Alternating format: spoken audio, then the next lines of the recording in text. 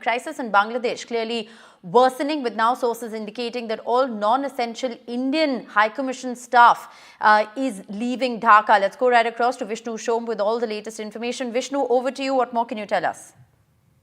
This is breaking news, which we reported first on NDTV with the return of non-essential staff and families from the Indian High Commission in Dhaka. As I understand it, this non-essential staff and families, including elderly family members, children, many of them were on board an Air India aircraft, which was chartered by the government and flew out of Dhaka late last night. There were more than 190 passengers on board. Many of them would be normal passengers who couldn't board Air India flights earlier on because those flights had been cancelled. But this is a fairly unprecedented development now, that there is essentially a skeletal staff which is manning the Indian High Commission in Dhaka and presumably the other consulates across the country as well. Families have returned, non-essential staff have returned. I should mention that the High Commissioner is in office. He continues to operate along with the Deputy High Commissioner and other key officials. But as a measure of abundant caution and given the deteriorating law and order situation in Bangladesh, the real hope is that it does stabilize, but there's no clear signal of that as yet. India has moved back non-essential staff. Now, Dhaka is one of our largest high commissions anywhere in the world. We have a very, very large presence in Bangladesh and several consulates as well. The fact that India has taken this step is also unprecedented because Bangladesh has been one of our closest neighbors, one of our closest allies, one of our closest friends. India has had a pivotal role in the independence of Bangladesh from East Pakistan. But today in 2024, to have a situation where Indian officials feel threatened enough that families, elderly family members, children, non-essential staff are put on a plane and sent back to Delhi is a reflection of how serious the situation is on the ground. And it's something that is a matter of huge concern because the larger question, Rishika, just who is in charge in Bangladesh at this juncture is essentially unanswered. Notionally, it is the army. There is an interim government in the works. But in terms of attacks, whether it's on minorities, whether it is on others, violence, looting, guns being stolen out of police stations, there are so many reports that we are hearing. But this is something concrete that the government of India has now done. Right. Vishnu, in terms of standard operating procedure, at what point does this typically happen in terms of a protocol when non-essential staff is evacuated? We've seen this happen in the past as well across other troubled areas. Yes, of course. Well, the last time it happened, as I recall, was in Afghanistan when the Indian High Commission was evacuated. In this case, the word evacuation hasn't been used. However, it effectively amounts to that. The word have voluntarily returned is what is being said.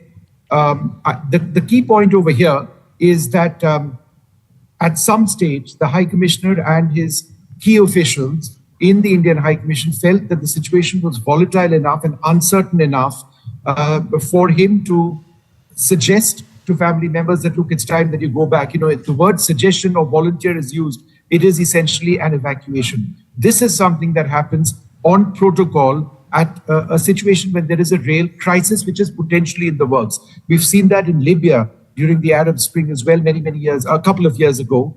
And we are seeing this now in Dhaka. Now, I should again repeat that this is essentially a temporary move, that once there is law and order in Dhaka, which is established, and one hopes that that happens soon, then all of these people will fly back. But children, the elderly, family members, and others have now returned to India, as I understand it, on an Air India aircraft last night. Vishnu, have sources cited any specific reason other than the law and order situation on the ground?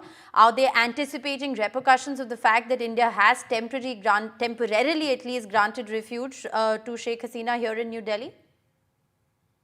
Rishika, I don't know, but what I can tell you and what sources are indicating to us is that the return of non-essential staff and families from the Indian High Commission in Dhaka has taken place on a voluntary basis through a commercial flight. All diplomats remain in the High Commission, which remains functional. But I've also learned that functional is a relative term. It's a skeletal crew, essentially, which is operating.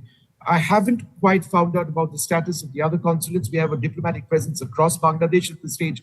But I think it's a collective decision based on an overall assessment of the law and order situation. Before we let you go, Vishnu, you also broke the story of how there was an Air India rescue aircraft that had brought back over 205 Indians, including 6 infants, and that air services between New Delhi and Dhaka are likely to resume from today with 2 flights, 2 commercial flights operating. Does that mean that Indians who are in Dhaka and wish to come back have the option to do so, without being on a sort of government rescue mission? So the information on that Air India flight is that Air India operated a chartered flight into Dhaka yesterday at a time when airport services in Dhaka had been impacted. It was a special charter which operated at a very short notice. There were infrastructure challenges in Dhaka, so obviously airport workers, whether it was air traffic control or ground operators, etc., may not have been present. Despite this, they got in an aircraft which had 199 passengers and, very importantly, 6 infants on board who were evacuated from Dhaka to Delhi, and that aircraft landed at Delhi this morning. As I understand it, many of the members of the Indian High Commission were there, but obviously others as well, because Air India, Indigo, other airlines have stopped operating flights.